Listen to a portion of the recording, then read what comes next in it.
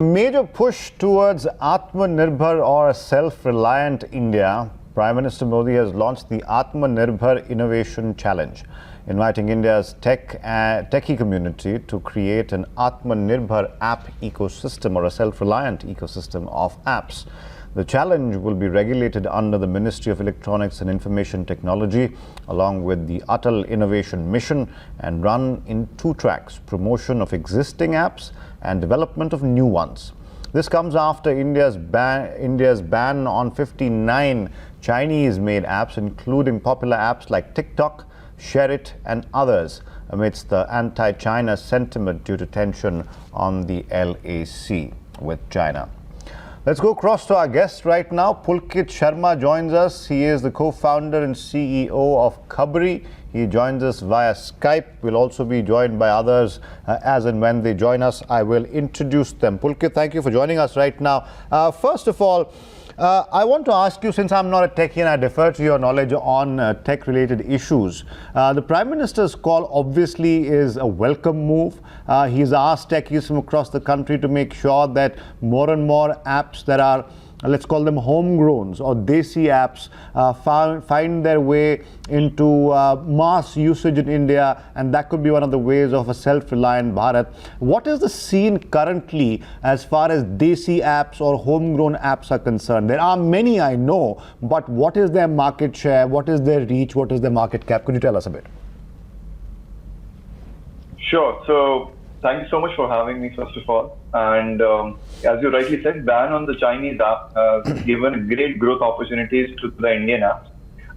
Right now, definitely the Chinese app holds a lion's share in terms of the overall usage as far as the Indian consumer apps are concerned. But post the ban, we have seen a great surge in number of downloads, and that is true for Khabri as well. And in last couple of days, we are the surge have been up to 80% in terms of daily downloads. And the exciting part is that now more and more of our own users are promoting our app even further as an Indian app and inviting other Indians to join. And that made it possible for us to get into number 4 trending position on Google Play Store as well. So I would say currently Indian apps might be at 20 to 30% of share as compared to the Chinese app, but that in last week has been changing, and we're very sure that in the next couple of months we'll be able to replace the kind of share that Chinese apps have, and Indian apps that's a positive would be able to take it forward. Pulkit, that's a very positive outlook. I also want to introduce Shivank Agarwal, founder and CEO of the Mitron App.